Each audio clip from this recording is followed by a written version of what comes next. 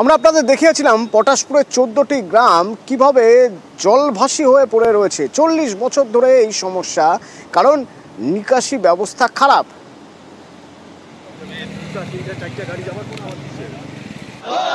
এবং আমরা দেখিয়েছিলাম আপনাদের যে এর জেরে মানুষ বিক্ষোভ দেখাচ্ছেন, বিভিন্ন জায়গায় অভিযোগ করছেন, কাজের কাজ কিছুই হচ্ছে না, সেই যেন জলেই পড়ে রয়েছে।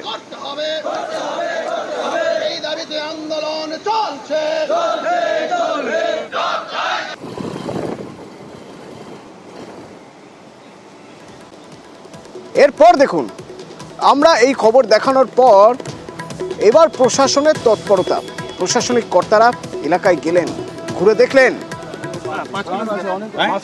সরাসরি পঙ্কজ হচ্ছেন আমার সঙ্গে। পঙ্কজ, 40 বছরে যা হয়নি এবার তা হতে পারে বলে আশা করছেন এলাকার মানুষ। একেবারে এলাকার মানুষ তারা কিন্তু কিরণ খুঁজে দেখতে পাচ্ছেন, যেখানে যে প্রশাসনের আধিকারিকরা তারা কিন্তু এসে পরিদর্শন করে গেল।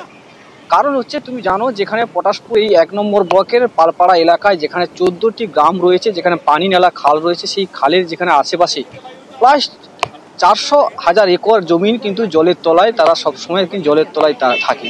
সেক্ষেত্রে তাদের চাষবাসের খুবই অসুবিধার মধ্যে পড়তে হয়। তাদের এই কারণে কিন্তু গত সোমবার তারা কিন্তু টানা 4.5 ঘন্টা কিন্তু এগরা বাজকুল রাজ্য সড়কের পালপাড়াতে পথ অবরোধ করেছিলেন। সেই ক্ষেত্রে প্রশাসন কিন্তু তৎপর হয়েছে, আমাদের চ্যানেল থেকে সম্প্রচারণ করা হয়েছিল, সেক্ষেত্রে প্রশাসন তৎপর হয়েছে।